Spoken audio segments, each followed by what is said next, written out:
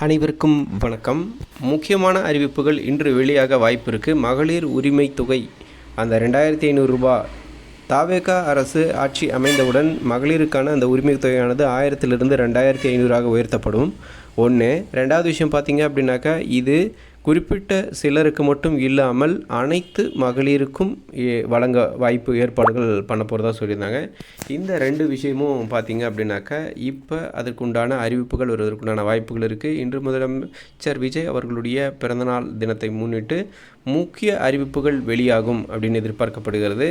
அதே மாதிரி சட்டசபையினுடைய இறுதி நாளான அன்று 110 விதியின் கீழே முக்கிய அறிவிப்புகளை வெளியிட போகிறார் என்றும், இன்று பிறந்தநாள் தினத்தை முன்னிட்டு பெண்கள் மற்றும் குழந்தைகளின் பாதுகாப்பு சம்பந்தப்பட்ட விஷயமும் அவர்களுக்கான நலத்திட்டங்கள் சம்பந்தப்பட்ட விஷயமும் வெளியிடப்படும் அப்படின்னு சொல்லி எதிர்பார்க்கப்படுகிறது. அந்த வகையில் பெண்களுக்கான ஒரு பொருளாதார நிதியுதவியாக இது பயனளிக்கும் என்பது காரணத்தினால இந்த 2500 ரூபாய் இந்த உரிமை தொகை, இந்த மகளிருக்கான தொகை வழங்குவதில், குடும்ப பெண்களுக்கான இந்த தொகை வழங்குவதில் இந்த திட்டம் இருக்க வாய்ப்பு இருக்குது அப்படின்னு சொல்கிறாங்க.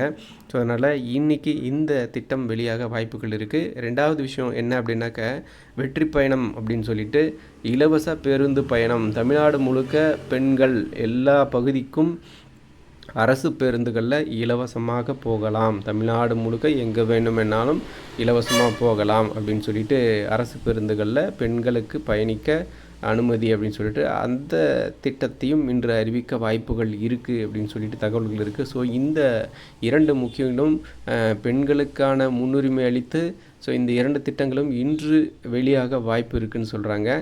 ஸோ அதே சமயம் இது சம்மந்தப்பட்ட ஆய்வுகளும் கடந்த வாரத்தில் நடத்தப்பட்டது என்பது குறிப்பிடத்தக்க விஷயம்.